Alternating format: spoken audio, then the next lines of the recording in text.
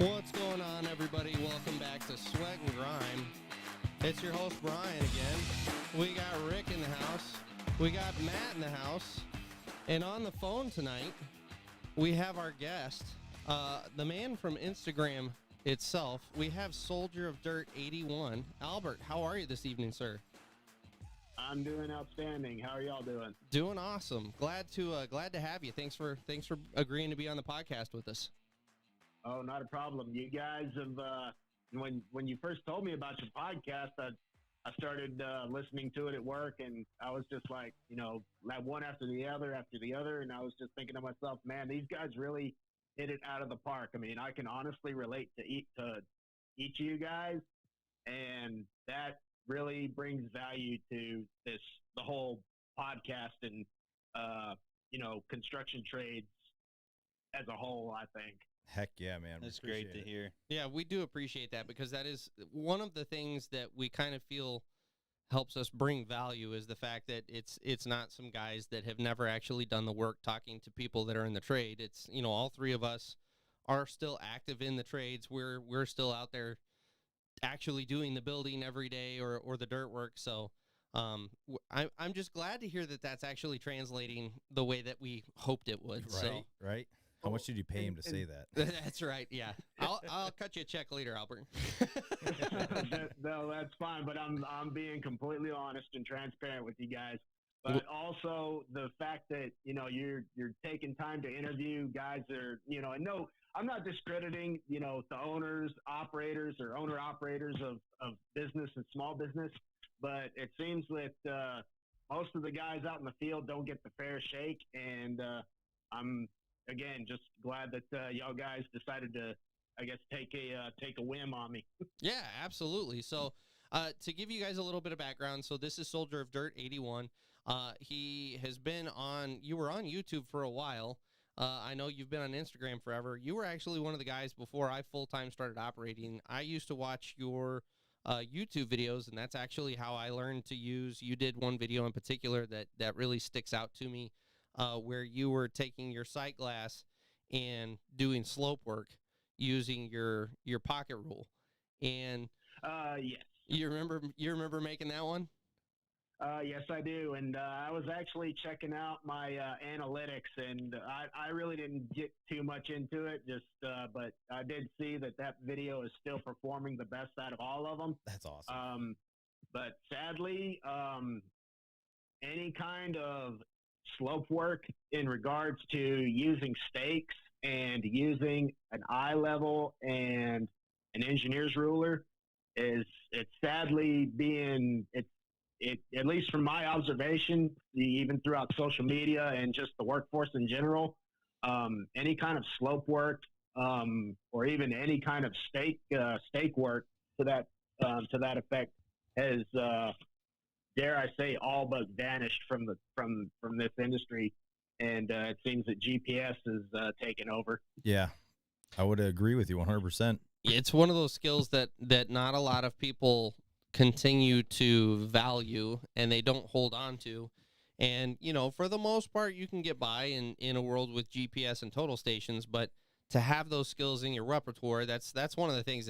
As true skilled tradesmen, that's what we talk about a lot, is that the newer generations, they don't carry forward those skills, or they're not.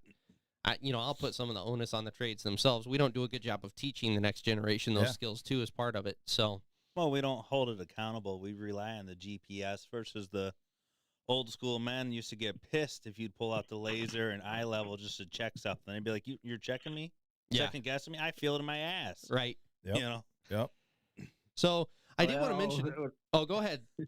I was going to say, if there is a blade hand or a dozer hand that can feel a 100th difference in their ass, they deserve that damn seat. Right. And take that GPS off the job site, because they probably don't need it. But I have yet to ever come across somebody that can feel that much of a difference in the speed of a machine.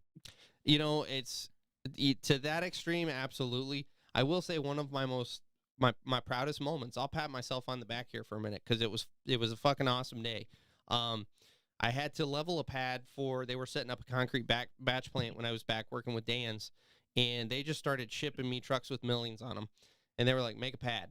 And I'm like, well, how big? And they were like, this fucking big. And it was, I can't even remember. It was probably 300 or 400 feet long by 300 or 400 foot wide.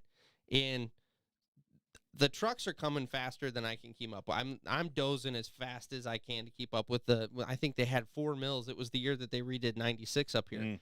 And so they had like 4 mills cranking out, and it was only to the end of the job that the trucks were running. And so I get this pad blown in with all these trucks going, and the blade hand comes down with his GPS. He sets his blade on all 4 corners. He comes over and he goes, "Did you have anyone checking this?" I said, "No." He goes, "You're within a 1/10 across this entire pad." I was like, "Fucking A." Damn, that is honestly, that's very impressive for a pad that size. Hats off to you for that. That was one of my moments where I was like, I don't want to be an arrogant asshole, but at the same time, I'm fucking proud of that one. Like that's kind of everything we work for in the trades, kind of really mastering that craft. Yeah. It all came together, and I was just like, yes. Pure luck. Yeah, that's right. Seriously, that's fucking badass. I'm not gonna sugarcoat it. That's badass. I appreciate it. Well, I did want to mention really quick, for those of you listening, we are doing something different tonight. We are actually live streaming on YouTube tonight. So I did want to say hi to Richard Vincent. He has mentioned in the comments, he said hi. If anyone in the YouTube live stream wants to ask a question of us or of Albert, absolutely drop something in the chat. And, we're not going to halt the conversation to go to it, but at the same time, we are going to periodically check the comments and we can respond to them. So coming back to you, Albert, can you tell us a little bit just kind of how you got into the trades and kind of your work history? Yeah, it's let's see here. I guess I can go down a little bit of a rabbit hole with this. Make a big rabbit hole. I'm not any kind of second or third generation operator. It's just something that I wanted to do since I was a kid. Probably like the rest of y'all. Playing in a sandbox with Tonka trucks and diecast backhoes and such. Every time I'd be going down the highway with my family, I'd be looking out at the side of the road, watching the road construction going on. And as time went on, it just, I just had my heart set on being an operator out of high school. Had no desire whatsoever to go to college. Graduated in 2000 and enlisted in the United States Navy Seabees. And that's where I really kind of got my feet wet with construction. Was enlisted for 5 years from August 2000 to August 2005. Got honorably discharged when I was stationed out in Port Hueneme, California. And it really wasn't until after I got discharged where I really got into earth moving. While I was in the military, the job I had was for vertical construction, doing a lot of concrete, framing, drywall, suspended ceiling, stuff of that sort. Now, was that on the barracks or the bases? Anywhere we were deployed to. Gotcha. I've got 4 overseas deployments under my belt. Wow. 2 of them were, 3 of them actually. 3 of them were to contingency areas. Albert, I just want to thank you right there for actually serving for us. Yeah, absolutely. And doing what most people don't necessarily do every day. Oh, not a problem. I was glad to do it, and if I was in my 20s again, I'd do it again. Awesome. So where were you deployed to? My very first deployment was to Rota, Spain for 6 months. We did the project that I was assigned to. We were just building a small arms, a gun range, building the concrete slab, pre-engineered building, and that also entailed rebuilding the berms for the gun range. Also supplying that with potable water, and that was it for that deployment. Very cool. Now, was there like a crash course? You getting into this, or was it like getting that seat there, Albert, and build this shit? You're being a gunner, or you're going to be Carpenter. No, not really. There was basic training. That was 12 weeks, and then once I graduated basic training, I went to Gulfport, Mississippi for my A school for builder. That was the job that I had was builder. And you got a crash course in your basic math, how to read a tape measure, then everything from forming and reinforcing of your form work, doing basic tying of rebar. Then you would get place and finished concrete, everything from using your tumble-alongs to your bull float, your mag trowel, and your finish trowel. CMU block. Right there, Albert, I do want to stop you for just a second, just to give a shout out to the masons and guys who work with concrete. Oh, dude.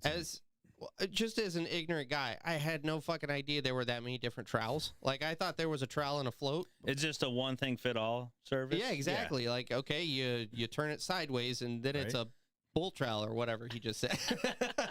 Oh no, there's a lot more to it also. I mean, I haven't really touched on. Nobody's really asked me about this much in depth into my military service as far as the job I had. We're digging. Well, go ahead and keep going. Don't let us stop you here, Albert. That's fine. I'm completely fine with discussing that. We'd also did a little bit of training. This is all just in a span of about 14 weeks. This school that I went through. Excellent. We did concrete masonry block, CMU. Yep. We also did your framing, your rough-in framing for your exterior and interior walls. Also hang and finish drywall, tape and float, paint. Also your basic ceramic tile. We would also had to learn suspended ceiling, like just in your office buildings, you have your suspended acoustical ceiling tile. Yep. That stuff we trained on that, and also composite asphalt shingles. You came out as a licensed builder when you were done. I was just about to say, man, what a broad education.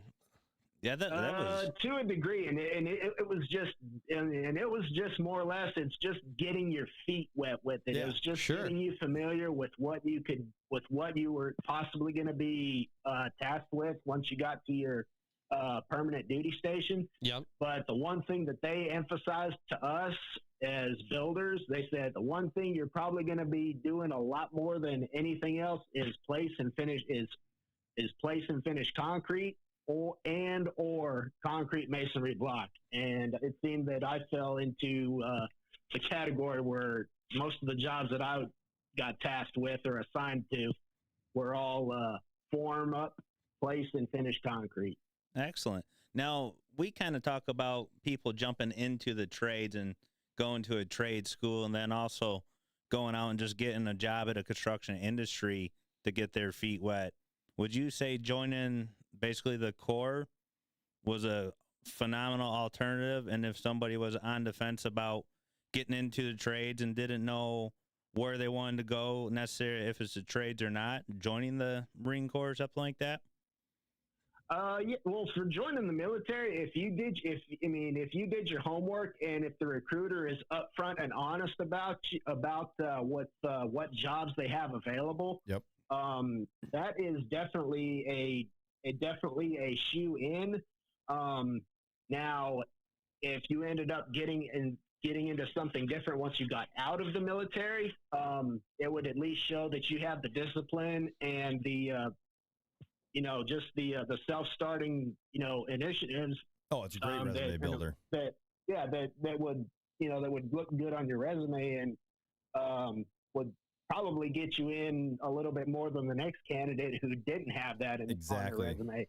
No, that's awesome. That's awesome. No, I never really thought that route at all.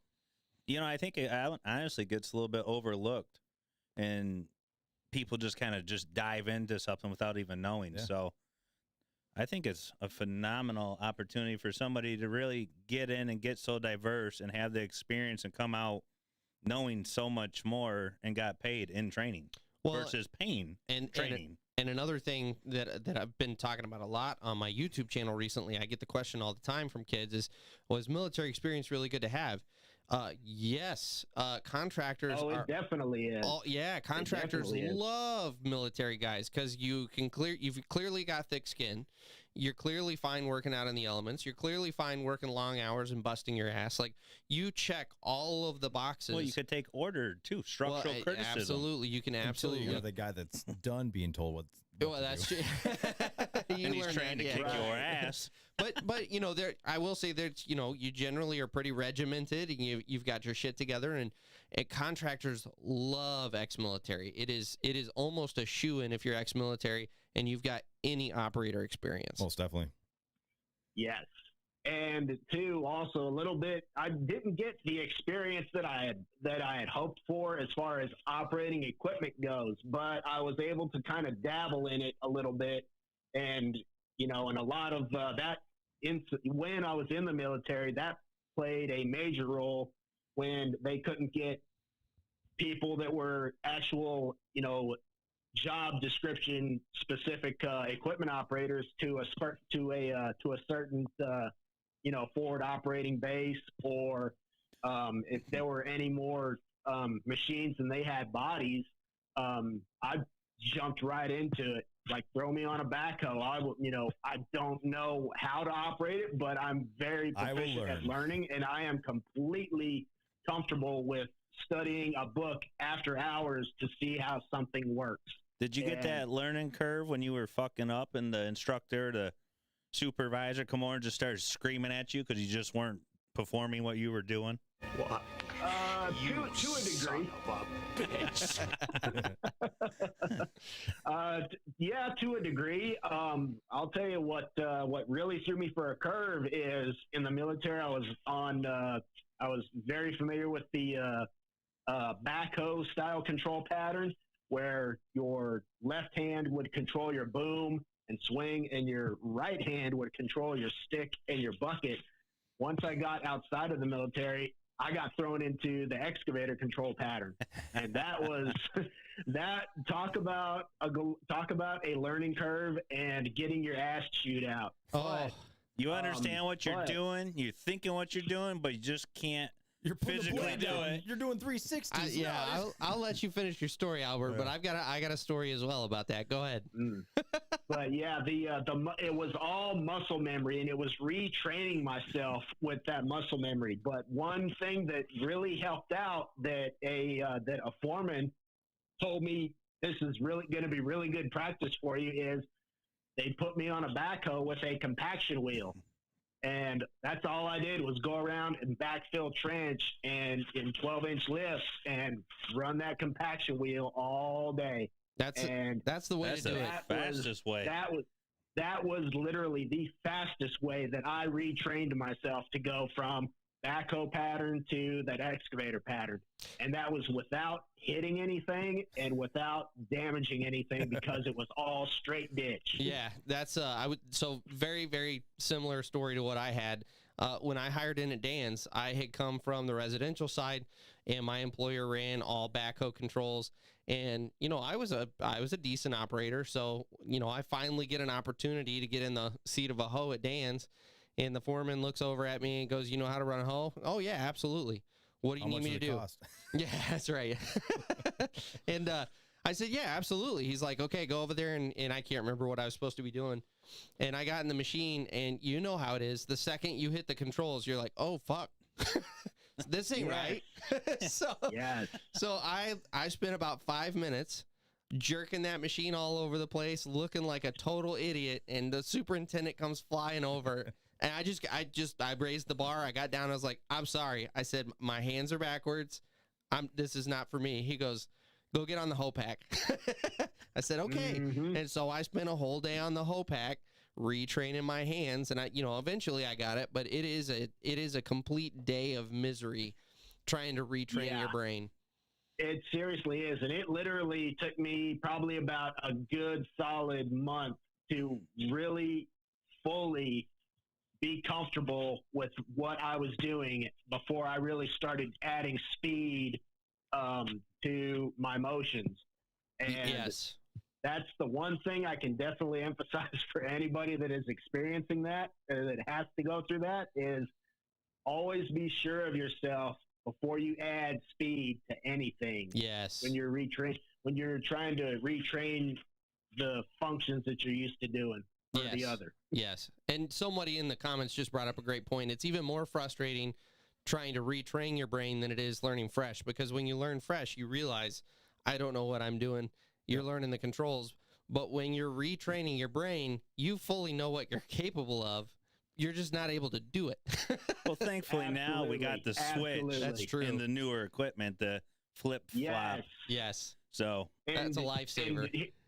Well, too, and I had gotten into, like I said, I'd really gotten my feet wet, you know, as labor and doing that, you know, retraining myself when Caterpillar came out with their 420 D series. So that was when they at least had the control valve. You had to have a 10 millimeter wrench to adjust just switch the it valve, over. And it was behind the left-hand side rear tire. I can remember that extremely well, because a lot of contractors, they would rent those 420 D backhoes, and some contractors would have it set for Caterpillar for excavator pattern, and some contractors would have it switched for backhoe pattern. So having a wrench handy at times was critical. And then strip it out once you get it where you like it. Just round that fucker off. Yes. So, Albert, once you came out of the military with some experience, how did you end up landing in the actual dirt world? It was actually my second official. It was actually my first real full-time job once I got discharged. I worked for a very small family concrete company. Probably within my first month and a half of being discharged, and the bigger contractor who we were subbed out to asked if, hey, would you like to at least come over and, you know, maybe, you know, do a field test and see if you'd be a fit for us. At the time, I didn't see a problem with that, and neither did my employer. I mean, they said, you know, if there's a better opportunity for you to learn, say go for it. Wow, that's awesome. So I got their blessing to go, you know, take a field test, at least running a backhoe, and they gave me $1 more an hour per what I was getting at the smaller company. So I decided to go for it. They were offering benefits and time off. So heck yeah. I definitely took the jump. That's great, man. I can't believe just that quick how far you come in just such a short period of time with that experience. You know, a lot of people just wait for that kind of opportunity as a laborer for so many years to even start progressing, but then just taking to get in the seat. Yeah, and then just taking the military experience and coming out and then taking the step to get there, like how fast you accelerated. Because I got some laborers that I knew were out in the labor force for 5, 8, 10 years before they even got a crack at a seat. So it literally, well, there's a little bit more to it. It took me 2 years of working at that company before I got in the seat full time. But during that time, those 2 years, I was on the ground with a shovel in my hand on pipe crew, doing bedding sand, bedding rock, stabbing pipe together. And then one of the grading foremen, my mentor, his name was Rick Spar. To this day, I still keep in contact with him. He lives out in California. But he gave me an opportunity. He saw something in me. He said, I'll take the time to, he told the grading superintendent, he said, I'll take the time to train him if he wants to learn. And I told him, it's like, I told him, I want to be able to get my hands, you know, my feet wet and my hands in every machine possible. And he said, you'd be a great fit for the grading crew, but you got to learn how to read these stakes first. Yep. And he put me on the ground. He took me under his wing. He taught me how to read an engineer's ruler. He taught me how to use color-coded ribbon. how to use those color-coded ribbons in the fill, what each color meant, what it represented. Oh, I was supposed to fill there, not cut it. Oh shit. You know, how to read the stakes, what each from top to bottom, what each number, what each thing meant. And I did that for about, like I said, I did that for almost 2 years, and I pretty much became his assistant. And the very last job I was on with him, it was the biggest job I had been on at the time. It was a 75 home subdivision, which really it seems like that's not that big these days, but at the time, and also being in California, that's a pretty large project, especially when you've got over 300,000 yards of dirt to move. Yeah. But, I think him taking the basics, like we talk about in some of our episodes of 101 in construction, of helping and talking to the trades, even a labor operator, explaining what we're doing and why. So they're not just sitting there cluelessly shoveling, running around with their head cut off. Like, now you start catching on, that helps you start understand what the other operators are doing and what the other laborers are doing and the foremans are looking for.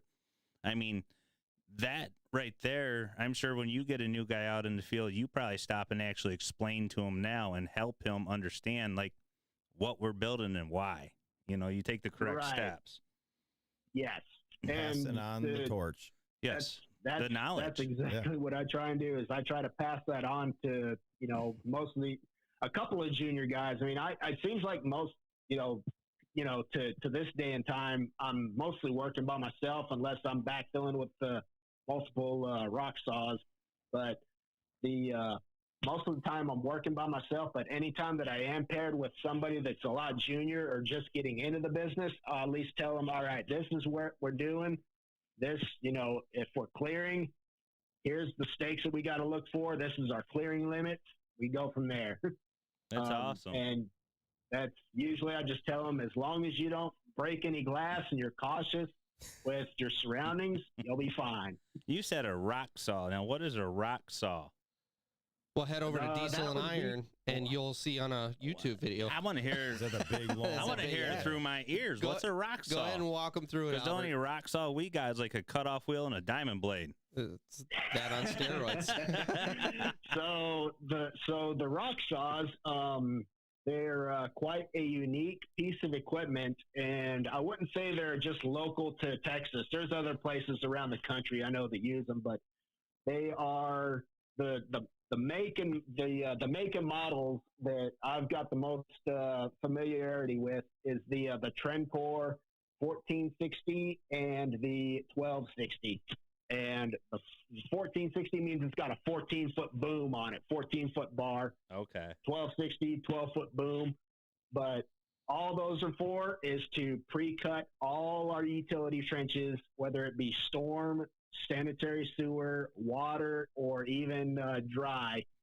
And that allows the pipe crew, the utility crew, to come through and trench after they've gone and done the pre-cut, and that allows the pipe crew to get the pipe in, installed, backfilled in a lot less time than if they were to try and do it with traditional rock buckets or hammers. In Texas limestone, there's no other option. now, how deep are you guys typically trenching when you're doing the sewers down there? Well, the subdivision job I just got off of, I actually had to backfill for the biggest saw out there. Brian was very intimate with that saw. Once he came down to visit and shoot that. Was that the one? That's what she said. Brian gets a little intimate with any kind of thing. It's on. That's hard and digs deep. But anyway, that saw was maxing out as deep as it could go at 25 feet, and that was to dig a force main lift station. That's awesome. So finally, and even then, stuff's not going to freeze. But even then, I also had to bench that saw down 2 feet, which luckily by the grace of God, there was a soft spot where I could actually bench the saw down. I was going to say, how are you benching down 2 foot in solid limestone? A soft I spot. found a soft spot. Yeah. That was the only saving grace. I found a soft spot because Was there a body buried there? The little rippers I have on the back of my track loader wouldn't even touch that limestone. Yeah. Yeah. That's awesome. So how long have you been running a track loader, and how often is it that you find yourself in a hoe? Because pretty much all your pictures. Come on, can you rephrase that for our listeners? In an excavator for the children in the room. It's kind of rare that I do get in an excavator. At least with this employer, they seem to, they definitely enjoy. At least they seem to appreciate and enjoy the fact that I can operate a track loader rather efficiently and not break any glass in it. Yeah. But I really don't mind being in a track loader all the time. It's a machine that can do it all, and it's rare that I need another machine in there to help unless the job is extremely huge. Yeah, that is by far my favorite machine on the job is the track loader. And unfortunately, because we have soft soil in Michigan and everyone's a bitch about it, they would sink. They wouldn't. You get They'd the be LGP. fucking stuck, dude. They got LGP tracks on them. You go Thank LGP you, somewhere else, man. These freaking track loaders would be horrible. LGP, man, low ground pressure. Now, have you ever dug a basement with a track loader? I have not dug a basement per se, but I've done plenty of over excavation for moisture conditioning, and that was up in the Dallas-Fort Worth area. Yeah. I was going to say there aren't too many basements in Texas. No. Yeah. Now I could see where a track loader I could see where a track loader would be really efficient in a lot of places, but just not here in Michigan. It wouldn't work. Well, and two, also, at least up in, I guess I'm taking this back to the Dallas-Fort Worth area, most contractors up there, if they're in any kind of utility or mass excavation capacity, they've at least got, 1 or 2 track loaders in their fleet. Is there anything good that comes from Texas? I mean, you moved up here to get away. Well, I'm glad you're on tonight, Albert, to help me on this one, because I'm dealing with these guys. This is a long way to move away from somewhere warm. It's just pure ignorance. Jesus. Why are you the way that you are? Yeah, Albert. So how much does that track loader weigh? You're running a 963? 963 Wow. is sitting at 45,000 pounds. That's light. So what's a 973? So that's hang on a sec. The biggest one is a 973. We take something that's 70-some thousand pounds and dig. Yeah. That's what I'm saying. Everyone writes track loaders off like they couldn't do anything. Yeah, but the ground would be pumping with one of them constantly going back and forth. It's the same as a dozer, except you're carrying a bucket. But the track hoe just sitting there literally digging, as it starts sinking, you back up, you fill your tracks back and get on, keep digging until you sink. But that's where I'm saying I wouldn't compare it to a hoe. I wouldn't compare it to an excavator. I would compare ground it to more would be great like a dozer. With a big bucket. And throw it on a pipe crew. Yeah. I don't know why we don't use them more on pipe crews in Michigan, where we do have the soft soil. Your wheel loaders are struggling. We're stubborn, dude. You can't plow snow with a track loader. Yeah, there's the truth. That is true. He does have a point with that. But with at least up in the Dallas-Fort Worth area, a lot of the pipe crews, they ran 953s, and some of them even had the feature to have the fusion coupler to go from a bucket to pallet forks for handling, your bedding material or staging and placing pipe. Yep. So that's when I went down to Ohio to see Fetchco Excavating.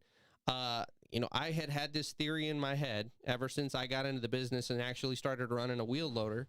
I had this theory in my head of, with Michigan's crap soils, you get one of those LGP track loaders, and it would run circles around a wheel loader on one of these. It would obviously be for new subdivisions and jobs where you're not running on asphalt all the time, but that would run circles around a wheel loader.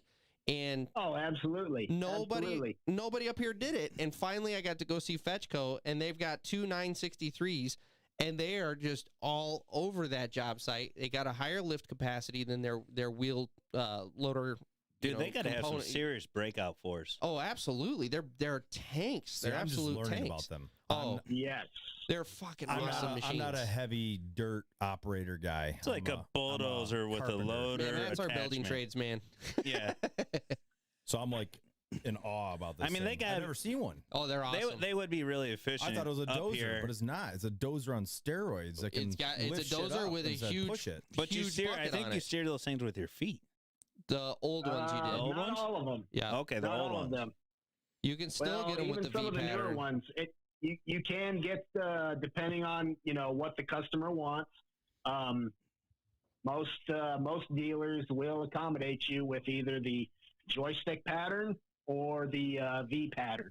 Which once I got into my first D series track loader, I was sold. Like you're never going to get me to think that a V pattern foot steering style track loader is superior to a joystick controlled track loader. You're essentially running a giant skid steer. It's a video game. Exactly. It's so exactly. Cool. I'm like looking at videos right now. Matt, this is so cool. I think Matt's got an erection forming over there. He's really getting into this. We were talking. You had Matt when you're talking deep holes and drilling hard. True. I mean, 24 inches deep. Now, Albert, when I was reading your questionnaire, I was like, "What's a track loader?" So I looked it up, and it was just like a Bobcat. I'm like, "That's some pussy Who shit." cares? Yeah. But now I'm looking in like the 953s and 73. Holy crap! The thing. He's just trying to do the math. The 973 is the largest track loader that Caterpillar makes currently. Now they did for a while. They did, decades ago, have a 983. Yes, that thing was obviously no longer in production. Beast. Yes, and if you want to get more track loader content, let's do a little shameless plug. Check out Stutzman Gerbaz. I butchered his last name, but if you check out Shay Stutzman Gerbaz on YouTube. No, on Instagram. Okay. He plugs track loaders like nobody's business. Oh, I love him. I love track loaders. And he is over in Aspen, Colorado. Gotcha. Now, see, I was in Aspen, and we never had any track loaders. Really? No. Huh. Yeah, so it was all hose and dozers. Get in touch with Shay. You didn't get in touch with Shay then. Yeah, apparently. So I actually, it has been a lifelong goal of mine to run a track loader. And I had finally lined it out with a guy in Louisville, Kentucky last winter that I was going to go down there during the wintertime when it was, cold as shit up here. And he was going to let me go out and work on one of their jobs and run one of their track loaders. And I set up the trip. My parents ended up coming with us because they were going to watch the kids for my wife and I so we could go on a date while we were down there and, just kind of make it a family deal. The guy stood me up. So to date, he totally ghosted me. Yeah. And so to date, I have not gotten to run a track loader. So one of these days, it's going to happen. He hoed you out because he just knew you weren't going to be efficient. Yeah, that's what it was. You know what I mean? The undercarriage and stuff's got to be pretty expensive there. Oh, that's a massively expensive. And to let somebody come learn and practice from Michigan that traveled from Texas, I get where he's coming from. I mean, whatever, Rick. Now, Albert, what's a typical day look like with you down there on the job sites, and what kind of jobs? I mean, you touched on some of the basics on clearing and pounding rock, but what's it look like in a daily life of Albert down there in Texas? Well, my day will, like most construction jobs, the day starts at 7, so I'll show up between 6:30, 6:45, check my machine out, and if I don't have any plans on me at the time, then it's just waiting for the superintendent to show up with a set of drawings with a tree plan, which will indicate what trees to remove and what trees will stay, if any. And then I'll just go around and sometimes, before I get too far ahead of myself, I'll either get I'll get a set of drawings, or I'll get a PDF emailed to me that will entail the clearing limits, the limits of clearing, LOC, of the project that I've been sent to. And it's more or less just going around and chasing inside the limits of clearing and removing any trees that are in the road, the lots, anything like that that are to be removed. Mhm. And a lot of times, I don't know how it would be up in Michigan, but at least here in Central Texas, they'll include a tree plan, which will entail trees that are significant to be removed, significant to be preserved, meaning they don't come out, and they'll have a tree tag on them. All right. Yeah. And that tree tag will have a series of numbers that will correspond on the drawings or in the tree plan, whether that tree stays or goes. Now, there has been times where it's come, it could be a tree that's saved and it's, right on the edge of a curb line. I'll take that and call my superintendent and tell him, hey, this tree's falling right inside the curb line. Questionable. I'm gonna preserve it for now until I get the go ahead from you or somebody else to remove it. Smart And man. that's usually as far as the clearing side goes. Any kind of clearing of the new projects. Other times I can count on one hand how many times I've had to go unload trucks with my track loader with this current employer. So that's kind of a rarity, but it does happen on occasion. The second most active phase of work that I seem to fall into is backfilling for the rock saws. And more about the rock saws is they are subcontracted to us through HL Chapman. And HL Chapman, if you're down here in Central Texas, you know who they are, and all they specialize in is rock excavation. Is that due to the fact that they have the equipment? Pretty much, it's just so expensive to have it. Yes. So they hit a niche. Some of those saws are older than me, and I'm 40 years old. Damn, that's fucking old. So, but the Jesus, thing about man, those we're about saws, there. well, the thing with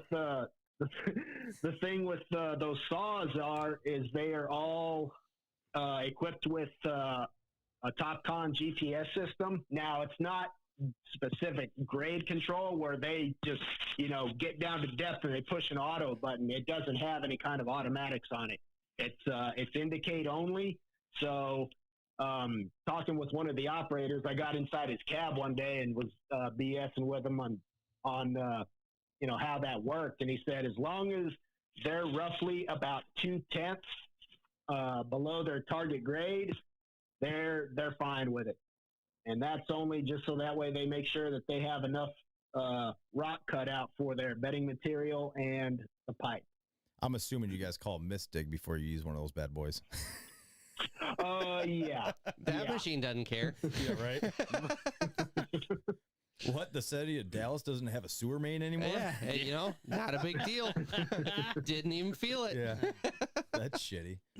So I do want to take a quick second here because we've been having some comments come in, and because of the conversation, I haven't doubled back to them. But okay. now that I know you've got some excavator experience, one of the questions was, and we can go around the room here, what are your thoughts on tilt rotators?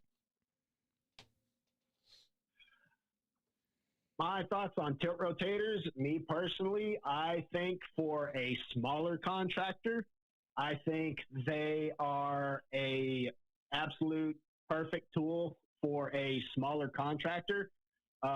There is, at least this is all just based on my observation and own personal, experience or lack thereof. There is a little bit of an initial cost up front, but over time, you are going to see that pay for itself because you are reducing ditch work and everything, right? Yeah, so you basically can hydraulically angle the bucket side to side. All right. So instead of tracking around. Yeah. Exactly. There's a lot of benefits to it. It's going to lead to less wear on your undercarriage because you're going to just sit in one spot, rotate, place material, and you're also going to probably save money. Over time, it's going to add up, but you won't be wasting as much material, say if you're placing rock or sand for a perimeter drain around a basement, I guess. All right. You can you can actually place it where you need it and not having to put too much or have a bunch of wasted material from having to constantly rake the pile up just to get, the last half a yard. I think You a can tilt spin that- rotator would You be can spin freaking. that bucket around and scoop it like a loader bucket Yeah. or whatever. I think a tilt rotator on like a 130 size case machine for a mid-size contractor, I think you'd be at a disadvantage with a big contractor with one of them. But I think a guy that would get into like landscaping, septic fields, cutting, for small builders where they're not doing the big production, but the more custom kind of job sites, I think something like that would really bring a machine and a crew to life. Next week, It this is what we're just seriously gonna have in would. his driveway. It's right. going to save on labor costs. I would Yes. I would Save you on use labor the costs. shit out of one. Yeah. Oh yeah. So I think it's one of those things where, like everything else in the dirt world, not just in the dirt world, in any of this, all right, sweet Jesus, brain shut down there. Think about you think about doing just tree work and doing the dirt work and stuff. I mean, you would have to be a person that's not a one set minded kind of person. You'd have to be able to think like the rotator, the way you wanted to make it work. You'd have to Right. be able to think like a 3-4D, Yes. not just a 2D mindset when you're an artist. I Yeah. mean, you're moving Yeah. earthwork with your brain, and then you're physically with the muscle memory making this thing carve Mother Nature and do what you need. So Right. So Exactly. where I was going with that before my brain decided to just totally take a shit on me, like most of the trades, the right tool is going to perform in the right conditions, and the tilt rotator, whether it's just a tilt bucket by itself or a tilt rotator, it's not going to work in every application, and if you try to apply it in every application, you're ultimately not going to see the benefits from it. So, if you're doing a lot of slope work, if you're doing a lot of ditch work, absolutely, it's going to save you a lot of labor. It's going to save you a lot of handwork. It's going to save your undercarriage wear, all of those things that everyone mentioned. But some of the drawbacks are, you're putting that bucket even further away from where the hinge is on the end of the stick. Right. Go ahead. Right. You are changing the geometry of it, and 100%. you're putting a lot more weight further away from you. Yes. So that's just one thing as the operator, and as you get more experience with that and you get more comfortable with that, you got to be able to compensate for that. Yes. And every a cubic yard of gravel is going to weigh considerably different from a cubic yard of sand. Yes. Yeah, and it's one of those things, so you're losing breakout force because you're increasing the radius at the end of the bucket. You're decreasing the amount you can hold out there at the end of the stick. well, you're offsetting your counterweight now. Yep, exactly. So Bringing a couple extra in pair the of underwear. Yeah, that's right. Well, too, also you can there's some that I think all of them now depending even whatever manufacturer for the tilt rotator is, you can take the actual rotation part on and actually just do I wouldn't call it a hard pin, but you could direct connect your bucket without the tilt rotator, so you gain that breakout force back without compromising the stability of your machine or run the risk of damaging the rotator itself. Yeah. It would take a pretty seasoned operator to really be efficient and get your money out of something like that. Yes. Bouncing, Right, and it's giving him something like that a would just tag take trailer. time. Let him take the tag trailer, bouncing job to job, cutting for concrete right now. Hurry up, doing some drain tile, maybe a septic field, running over, putting the swale in. I mean, that would be like the application of the variety, and you'd put the one guy in there with that machine to be really efficient and let him go around with, like, I'd say a labor. Yeah. Right. So Exactly. So look at Rock Structures on Instagram. I think he's got 3 of those things, and him and his crew are a well-oiled machine and a Swiss Army knife. Yeah. I mean, those guys can go out and do anything. And I think that's really the application for something like that, is somebody that is kind of a jack of all trades on a machine with that mindset. I mean, that they are Swiss Army knives. They're very creative and they're intuitive. So Yeah. they understand what they're trying to accomplish right then and now. Don't take them minutes and seconds to think about what they're doing. They're just doing it right now. So Adapt. Well, Yes. and that's where you get into kind of an American problem overall. And we've talked about this before, but Americans, for whatever reason, don't like attachments. Bigger, I don't bigger and understand better, it. dude. I Bigger don't and better. understand it. It's, you can take, guys are all about the skid steer because it's got all these attachments and you can use it a bunch of different ways. Because it's a Swiss Army knife. But no one ever takes that to the next step and goes, hey, I can do the same kind of thing with the excavator. Right, because they would rather go, well, for, I don't know what a rotator costs, 10 grand, 20 grand? Depending on the size, man, they're probably spendy. more than that. Okay. I'm sure. So for an employer to look at something like that, like I said, being real versatile in the scale of work and projects, like, had to be pretty substantial amount of money for projects, but they could pay one or two guys to labor, put a machine out there, maybe throw a second machine out there for a couple $1,000s here and there versus 50 grand. Right. But I think now with the way the labor market's turning and operators, I think you're going to start seeing a lot more of the Swiss Army knife kind of things coming out with the machines because, dude, it's versatile. I'd love to have one. It seriously is. It is, especially with the like you said, the labor market is the contractor is looking to get leaner and looking to get more efficient and looking to get more done at a cheaper overhead. Well, and one of those attachments, it's granted, it is a cost up front. There's no beating around the bush about that. But if you're looking to go in it for the long haul, I think that is something that is well worth investing in. If Absolutely. It's going to keep you but profitable. you think about though, we could overcut it, pay the labor to compact sand or stone in it. We could over dig and compensate for a couple $100 in yardage on material, throw it in there, compact it, over digging it instead of sitting there trying to critique to 1-2%. So it's cost benefit. I get where we're going with the conversation, but initially the $50,000 up front, I'd rather throw another $700-800 on a job for this than go buy $50,000 worth. Well, but the way to think over about and over this, and over. The way to think about this, though, it's the same thing we've talked about with like the iDig system and everything. You can't just think of a one-dimensional answer to the cost question. Correct. It's you got to think about the how much are you paying the two laborers to chase the hoe right now and grade that sand in. Plus, you got the machine time. Go ahead, Albert. And not just that too, but it's like how long is that how long do you think that's gonna keep progressing, and how much cost do you think at the end of the year you would have spent in labor versus an attachment? Now, granted, that attachment too, it might take a couple of years to pay it off, but would you also rather save the back and the morale of your guys and give them a promotion to the seat of a machine if they're trained properly? We're Americans though. We don't do think this that way, damn it. Now if you do the cost over run analysis on the computer and say you do have a couple hundred jobs lined up and you could see the savings, upfront costs, it's a big purchase, but if you could see it on paper, yeah, why not? But over it all, I mean, I think it's a phenomenal idea, but there's no right or wrong answer with this, but the cost savings would be huge. The labor market, it would be huge since we're running shorthanded.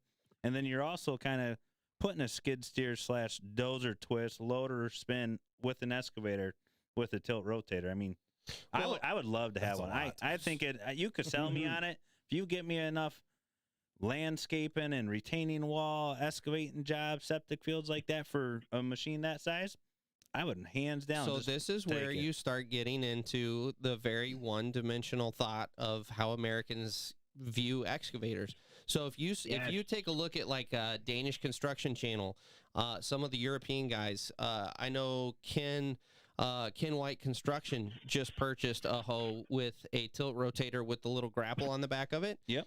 When you start watching the way these, you get a good operator in there that can think outside the box, and you look at how they use that, it is saving them substantial money in just, now I didn't have to bring a skid steer to the job. So you're talking just to get a skid steer to the job where you already got your hose sitting on. You're talking fuel time for the truck. You're talking maintenance on the truck, wear and tear. You're talking whatever machine time that skid spends on the job, plus the guy that you had to pay however many hours between the driving it to the job, operating and driving it back. None of that gets factored into this analysis. You know for why, Americans. None of the mobilization costs either. Correct. Oh, yeah. But have you noticed, though, the $50,000 that we're talking about, most of the bosses would just like to eat that away themselves. Well, that's Right? Yeah. So, and that's the thing And is that's no the one does that mindset math. does have to change about that. That's what Brian is that one-dimensional thought process has got to change. Yep. And they got to be open to thinking outside that box. Yes. And that's why I like being so versatile, though. yeah. Because it for guys like us, we would look at something like that if we could get our hands on it, and would love to try it out because of the versatility right now. And I mean, you would be able to sell this right now with just a video, putting it on a job, just going, God, I wish I had this 10 years ago instead of the mindset. You know, sometimes we just put the dollar before everything. When's that making a diesel and iron? It's in a lot of cases, in some cases, well, dare I say, even a lot of cases, they're wanting to put the carriage before the horse. Yeah. So let's switch gears. You know, I think we've got this one down. Let's switch gears. We had another question come in here. What do you feel is crossing the line with behavior from my boss? And what is just the older generation way of doing things? So where do you, I guess the question is kind of, where does that gap kind of, you go over it just being an old timer and this is the way things were to, hey, this guy's an asshole and I shouldn't have to be treated this way. I really think, I mean, that's a sensitive topic with some people, but I really think when it comes down to something like that, it's also starting to make the stubborn old generation and people realize that they need to evolve with the technology and the way things are taught with the younger generation to understand. I don't really think that there's a right reason to really yell at anybody anymore, but more of taking everybody to the side and explaining and talking and getting the best way I ever did when I had guys like that question he's asking is the leader. I would actually work side by side with these people, help teaching them, talking to them, getting to know them / working. So right when the boss tells you to go out and do something and he gives you a deadline, like this got to be done by noon and you got to shovel 10 yards of material and throw in some 6-inch pipe and bury it by noon. I mean, that's not even realistic, but there are some people out there that do put these unreal expectations going, there's a machine sitting right over there. Can I start? Well, you're not qualified. You don't even know how to run it. Let me show you. Let me help you. And let's get through this together. I mean, there's a lot of scenarios that a leader shouldn't even be a leader. A boss shouldn't be a boss. And They're setting everybody backwards. Yes. I mean, they don't dictate and delegate anything. So for somebody that's new getting into industry, they also have to kind of understand where they're coming from and the criticism. Because before, we used to have the trades. Like when you came in, you knew something because you worked out on a farm or you worked with your uncle or your dad kind of in the trade. So the old timer guys were like, man, go do this, go do that. And you would half-ass fake it and make it, figure it out. Now these guys, they might not even started a lawnmower. Yep. And here they are with this shovel, like with this pointed end going, the fuck is this thing? Right. You know, so. Exactly. So And go ahead, Albert. with my take on it is everybody's going to learn differently. And like I said, if I get handed somebody that's brand new, never been in a machine, I'll take them through. The first thing I'll do, I'll ask the boss, like, do I have a little bit of time to get this person familiar with at least a walk around of the machine to at least know where their fluid checks are, where, you know, like where to check the oil, where to check the hydraulic fluid, where to check the coolant. At least give me some time with that. If this is, you know, this is somebody that's never been in this business, and that's going to be around, and we're going to go ahead and, you know, put him in a machine.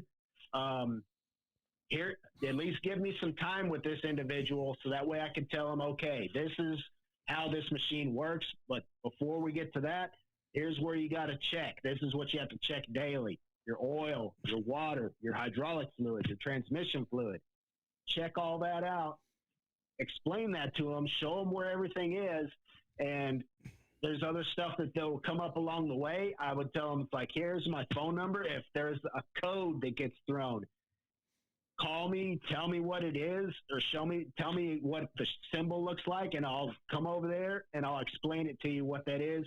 Okay, this is something that is going to shut the machine down, or this is something that we can work through until a mechanic arrives. Yeah, you can spend 20 minutes doing what you just said, and it will save you thousands on the back end because your machine's not broken. Seriously. Yeah, oh God.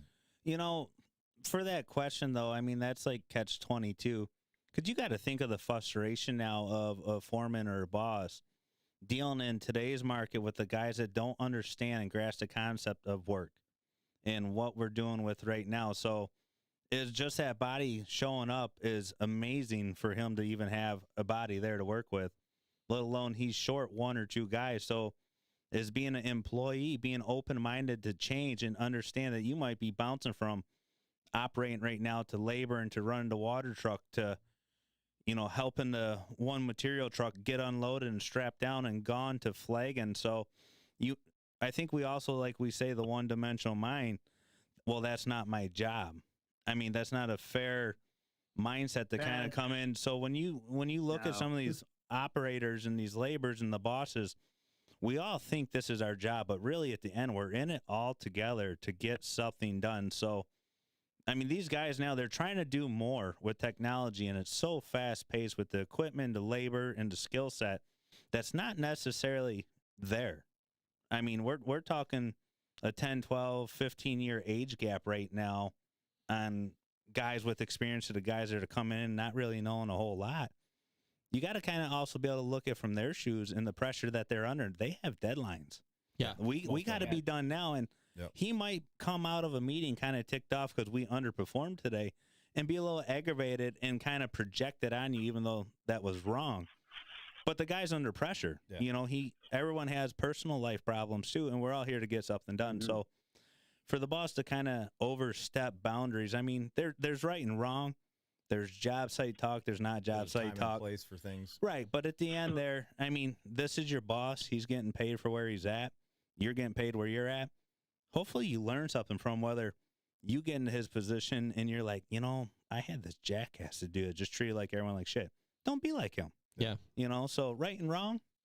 So that's, I want to kind of take a step back, and I think we can answer it. And Rick just kind of stepped into the second way to answer it, but I think there's two ways. The first way, like you guys were initially talking about, when it comes to trying to get knowledge from someone, and if they're just terrible at training, you know, sometimes you got to accept that you're with an old timer that's set in his ways, and he has no interest in helping the young pups, and it is what it is. And you can call that guy an asshole, and it is what it is, but don't let that stop you from progressing in your trade.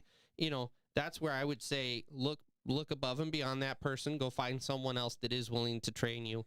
Don't waste your time on someone like that. On that note, though, he's teaching you the way most likely he was taught, being in the old time way. There's some guys that don't want to train at all. Like, it's literally, no, I'm not my fucking job. talking to you. Yeah. And so, you know, that's where I go, don't waste time on those guys. Now, the second way, which Rick just kind of touched on, that I can answer this, is coming at it from how they handle conflict, how they handle correcting on the job site. And here I would say, at the end of the day, that is a personal call. It's up to each individual on how much you're going to take and how much you're going to put up with before you throw in the towel. But you do need to come into the trades understanding that this is not an office job. People don't give you polite courtesy emails when you screw up. Like Rick just said, people are under tight deadlines. There's a lot of pressure, a lot of stress, on top of the fact that, you know, it's just kind of accepted construction vernacular that you're going to get screamed at and you're going to have some F-bombs thrown your direction. Now, where it crosses a line in my mind is when it's not about correcting the problem and it's a personal attack. It's you're an idiot. It's you're never going to amount to anything. When it's the problem is with you, the individual, not with the fact that you screwed up. Yes. That's where we're definitely over a line. Those are big red flags right there. Yeah, absolutely. Absolutely. I mean, that's from... got zero place in it. That's like shovel throwing, hammers coming, dropping the bomb. Yeah. But I think you're right, though. The way you just said all that, was perfect. And I want to Exactly. reiterate that, though. You need to know when you need to quit successfully and move forward on. Yes. This is like the situation now where tomorrow, if something goes off, I'm having a bad day and he says something else, I legitimately might just fucking take a swing at the guy out of anger. Yeah. So know when to quit and value your self-esteem too. I mean, yes, quitting is a good thing. Well, and I was gonna say, you know, it's a two-way street here. So I've told this story before, but I had a foreman that was he was a notorious asshole, and everybody We hated all working got this for him. story. And he was he would not ease up off of me. I was learning how to run the loader. I had no idea what I was doing, and I'm trying to follow his directions, but every time he calls me, he screams at me, and finally, you know, we're in the heat of battle in rush hour traffic in the middle of Detroit, and I'm trying to swerve through traffic with a side dump bucket full of pea stones. So if you make one wrong move, you unload half the bucket in the middle of live traffic. Like, it's a high pressure, high stress situation. And he calls me up and starts chewing my ass because I didn't put the pea stone in exactly the spot he wanted it. And I had it at this point. And so I fucking lit him up, and I told him, if you want the pea stone in that fucking spot, you need to make it crystal clear. Don't come screaming on the phone telling me some nebulous thing, place that I have no idea where you're actually talking about. Stand over the trench and point if that's where you want it. And then I hung up the phone. He never talked to me that way again. So it is a two-way street, and I will say that. If it's come to it, and this is where I want to be very clear before I get someone emailing me that, hey, you got me fired. I quit. Right? But I quit my job. My kids are yeah, exactly. Quit my job. Can't pay my bills. Fuck you, Brian. But no, if the circumstances are right, and if it has come to that point where it is either something's going to change or you're out, there is an appropriate time where you can absolutely fire back, and that will absolutely gain you respect with that guy. And he didn't. He didn't talk to me the rest of the time that way on that job, and you could just tell his respect level went way up because I didn't cave. I got back at him. So, you know when I quit? I was probably about 19 years old. I was running the backhoe. We had the new guy that came out. I was like, I'm jumping on the bulldozer out through the new guy in the backhoe. We're moving dirt on this residential shit site, trying to get the dirt from around the back of the basement into the front of the porch and up to the truck to the road. And I didn't explain it to the guy because I was like, I'm not going to talk to this guy. You're new. You're an operator. This is your fucking job. I'm going to push the dirt here. Go put it into the porch. Yeah. This is what we're doing. And a couple hours go by, and all of a sudden, I realized that I've been pushing yards and yards of dirt fucking into this pile, and the backhoe hasn't been moving it. Like I had my headphones on doing my own fucking thing. I didn't even care. I was in heaven. I was on the bulldozer learning, right? And all of a sudden the fucking owner comes there flagging me up and down, jumping up and down. I get down off the machine. I'm like, what's the matter, man? He's like, where in the fuck is, we'll just call him Joe 1. And I'm like, I'm fucking running your backhoe. My motherfucking backhoe is in the porch running with oil coming out the fucking oil pan. You're fucking fired. I'm like, no, I fucking quit. I'm like, you're going to blame me for somebody else. When we come around, he's like, look what this guy did to my fucking backhoe. You did that. I said, no, I put Joe 1 in the backhoe. And I forget where Joe 1 was. He's like, no, you're the only one here running the fucking backhoe, running the bulldozer. You fucking destroyed my machine. I got blamed for some guy's fucking accident. Yeah, that sucks. I quit. Yeah. I fucking quit. Well, he already fired you. Well, yeah, right. So then I had to go in and get fucking Todd. So then I had to go in and get my paycheck, and he's like, I'm holding your paycheck. And his little fucking like wiener dogs on my fucking pant leg, like tying it all up. That's a little wiener. Whoa. Well, yeah. I think we hit on that one pretty good. Yeah, so you 2 checks of walking. That's right. So, but that does kind of lead me into one of the questions that you had written in before the show, Albert. What is one thing that you feel is affecting the trade specific to your region? One thing that I've noticed, and you've probably experienced this a little bit too, Brian. The one thing that I've noticed, of course, our current the current administration and what they're doing, me personally, I think that from what I've seen and experienced, that's as a whole, the abundance of cheap, illegal labor. Yeah, you guys probably deal with that a lot down south, don't you? Oh my goodness! Well, they stopped building the walls, so they just walk over and get a job now down there, don't they?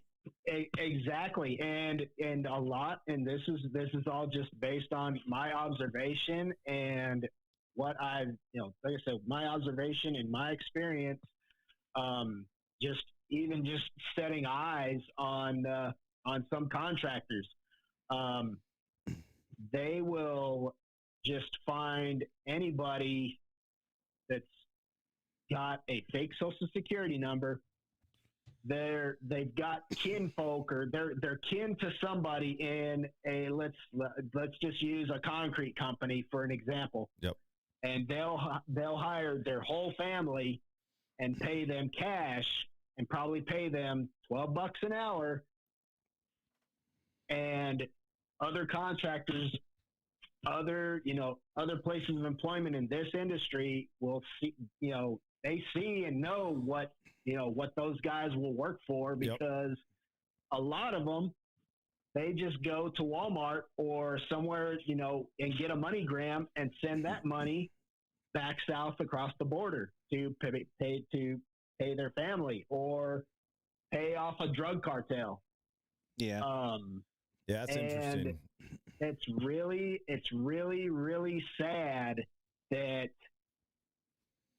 the U.S. citizen, with experience, has to compete with guys that'll come across the border and work for, $12 an hour, and you're trying to get a job and throw everything you can on that resume out there to try to get nothing. $18 to $20 an hour. Yep. When they know very well that, well, why should we pay this guy $18 an hour when we can bring, Fernando across and pay him $12 an hour, and he could probably just do the same. He could do the same things this guy's doing, but we don't have to pay him as much, and we can pay him cash. We don't have to keep him on the payroll. Yeah, it's an interesting, very interesting topic. We don't deal with it too much up here. It is here. Oh, but, it's huge here. Not as bad as probably is down there. So you've got a couple things that play into that. Obviously, what you were just saying, Albert, with the illegal immigration problem is pretty huge in that area. The other thing, though, is having come from Texas, the non-union states, and I was, very much brought up in unions, they just overinflate everything. And now having lived in a union state, I tell you, Texas could use some unions because wages are garbage. Well, on that same note, though, I completely agree. On that same note, though, we got work visas up here. I got a buddy that owns a huge side company from here and down in Florida, and we have work visas for them to come in. They put it's like the BV2 program or something. They put in for them to come up here and work constantly, and he told me that if a white guy would walk through the door at $15, $18 an hour or more, I would hire him. But they're not walking through the door. A car drops at our shop, family comes walking in looking for better. So the struggle is real because they will work for less. Yeah. But the government programs that are in place and everything, I mean, this is also part of the problem with the labor force in general. But these guys, they will work for a little bit less wage, but they are some of the hardest working people out there. Yeah. I mean, yes. I can't knock that for the way they are wanting better. And I understand where you're coming from, putting it on your resume and wanting better because, you are searching for it and he's down cutting a job. But I think still, even if you're looking for an $18 to $25 an hour job with anybody like that undercutting, that job just wasn't for you. There is a job where you have a value that they will pay you the wage that you're seeking. And it Yes. will be struggle. You got to look for it, though. Yes, Yeah, it you will gotta be a look for it, you gotta struggle, dig. and you're on the road, but you will find that. I mean, up here, I would take any of them right now just to put them to work Mhm. because of the guys here. We're like, The we'll lack of we'll pay them workers, this yeah. week, and they'll be gone next week. They're gone. They just like Mhm. MIA. So they're Yep. finding reasons not to work. I mean, but the struggle's real. Go ahead with It what you were going to definitely say, is. Albert. Yeah, go ahead. Oh goodness, I lost my train of thought on what I was going to say. Oh, you're going deep. What long-winded. what do you think could change in the trades in your guys' area? Like, what would improve the overall quality of a construction worker, the lifestyle, the workforce? Like, what would make someone in the field a lot happier, and then that you would like to see it being an operator labor from a company and a lifestyle from America? What would make things better for you guys? At least on my end of the spectrum, a lot more time off. I mean, Like Yeah. a balanced work week? Here's the thing that I see is I can take here's our subcon. This is word all per words from our subcon, one of the saw operators with H.L. Chapman. He had asked his boss, like, why can't we just go to 5/12s and not work Saturdays? Pending this is all during the spring and summer. Sure. Oh, we'll never do that. We will never do that. That's like I'd tell him. He would told me that. I'd be like, man, Let's do it. why? Yeah. You're gonna win no matter what. You're gonna get a lot more production during the week. You're going to have a boost in morale out of your workers from not having to work Saturdays because they work every Saturday, no matter what. Oh yeah. Wow. Now they just Unless work in it's like 10-hour days? Yeah, and now we're just working. They would work from 7 until 6. I think they need to start evaluating and investing in their employees, like you said. We went over that. That's exactly, and this is from another. This is exactly here's another eye-opening. Here's something else that'll open your eyes. Is their operators don't get paid that much for the technology that they put on those old machines. Mm-hmm.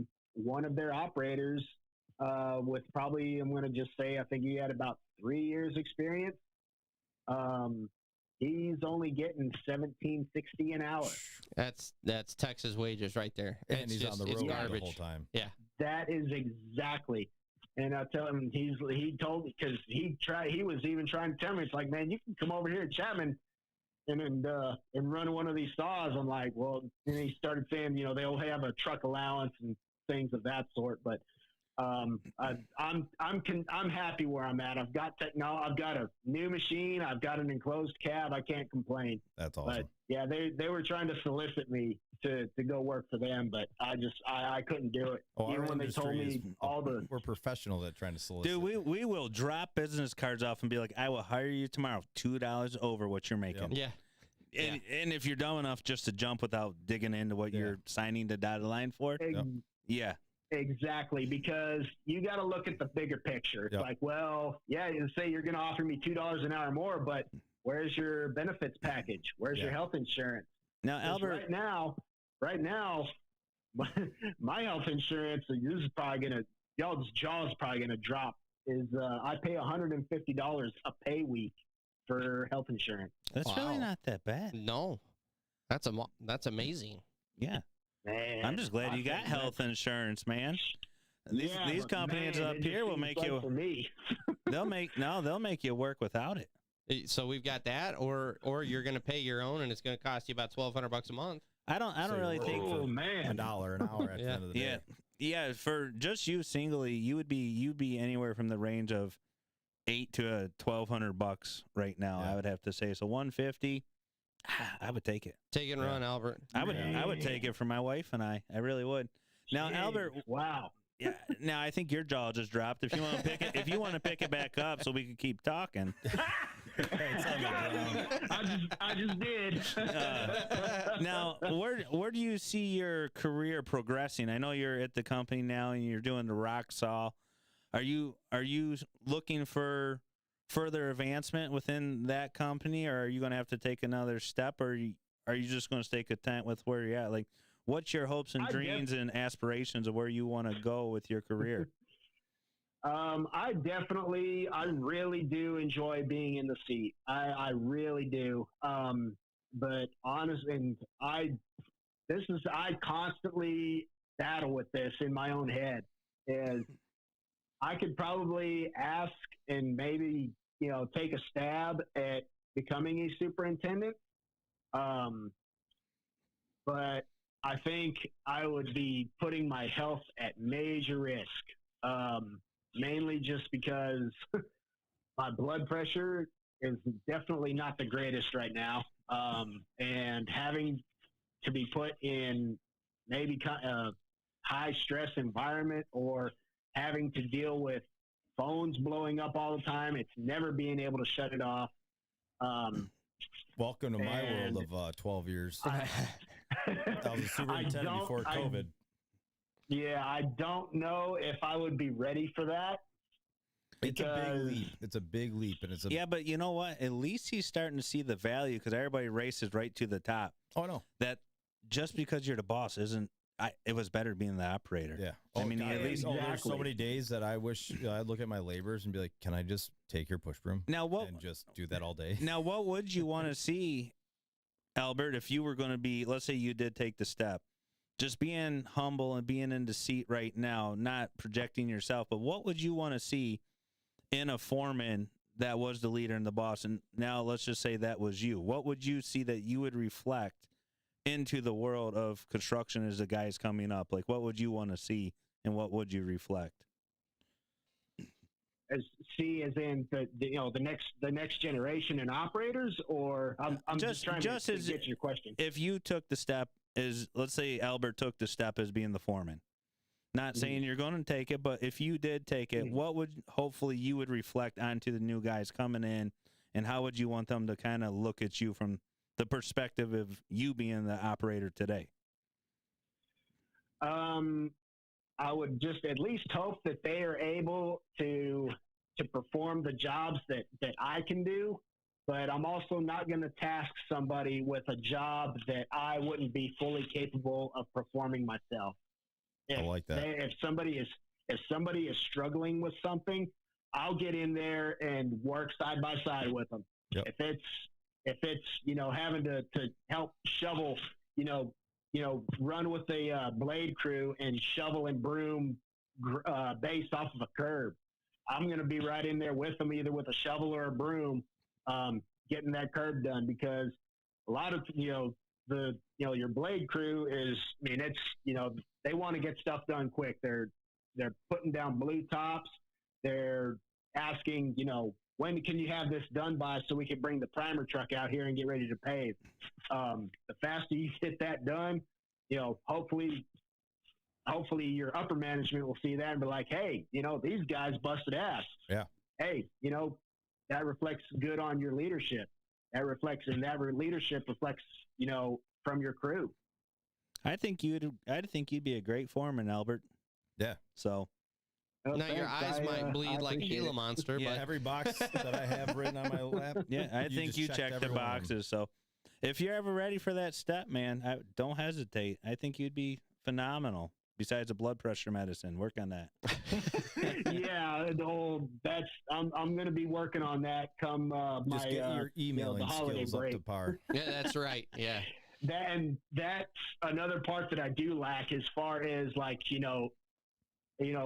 the paper administrative side of things. That's something that I know I would struggle with, because nobody had ever taught me that. And in some cases, I would have to do that, with previous jobs. Like, well, let's see here. How many linear feet or how many square feet of road base did we lay today? Damn, I'm trying to track that stuff down. 10 buckets. and sometimes I'd fail at it. I'd tell them, it's like, look, I didn't get this information because I didn't have it, and I would feel that was my fault. Well, thankfully, there's software and stuff like that for guys that make the other leap. When you get into a larger company, it's pretty easy to use your software for daily reports, all that stuff. And, if you have good field workers that also can get on that software that can add into, so it helps you finish your reports, get up to par so you can get all the rent management. And now they can't even run a machine, but they understand that you're putting down 100 tons of material by the day or hour. And now you'd be able to look flat going, I was really busting some ass for these guys. This guy needs to step it up here. Well, and on top of that, the other thing you got to take into account is when you cross over to the foreman superintendent role, you're no longer, I mean, you can, optionally, you can be a working super, but for the most part, you're spending your day doing those sort of calculations and those measurements and inputting numbers. So it's not like, your current situation, you spend all day in a track loader and then you go, oh, fuck, I forgot to go measure all that. Well, and also you hope that somebody in your position that's moved up that you just took over for teaches you, kind of like you did with the guy at the backhoe. Exactly. So it's just a different, you're not working with the machines, but now you're working with the technology and the management and stuff like that. So it's all about training. It's the same on both ends. But then you get to take the point, though, of dictating, delegating what machines you need here and there and what operators to pull from and labors. And then, I mean, you're basically just taking when the coordinating, and then when some problem arises, you've most likely already been in the seat and the experience. Yep. You know how to defuse this situation and get through it, whether it's an argument between two guys or a truck driver miscommunicating or, fucking up a fire hydrant. I mean, you've been there and around it with some experience and some knowledge to get to the end goal. Yep. Exactly. You can put the fire out before it gets too bad. Yeah. Right. And at least here, when you become a superintendent, your operating time pretty much is non-existent. You're in a company truck and you're going from job to job and you don't sleep, putting out fires, having meetings, stuff like that.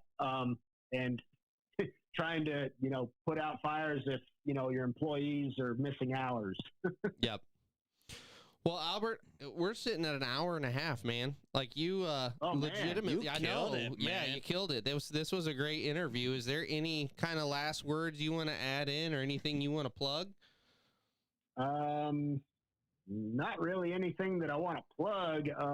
Any advice for the new guys? Hold on. I got a question. Is there any advice for the new guys that you would give thinking about getting into the trades? Like, what advice would you give someone that's on the fence of taking a step in the trades or not? If you're on the fence of getting into the trades, I'm going to tell you, go ahead and take that leap, because no matter where you go in life, if you get a skill set where you're working with your hands, you could have a job anywhere. Yeah. Yes. It don't matter if you're an electrician, if you're a plumber, if you're a mason, if you're an operator, if you're a glass installer, even if you a glazer, wanted to if you wanted to get your feet wet in those trades and only do it for a little while, that's something you could take with you the rest of your life, and you'd be able to hang your hat on if you chose to make it a career. Yeah. Or your hard hat. Now the big question: if you could stop what you're doing right now, what would be your dream job? My dream job would be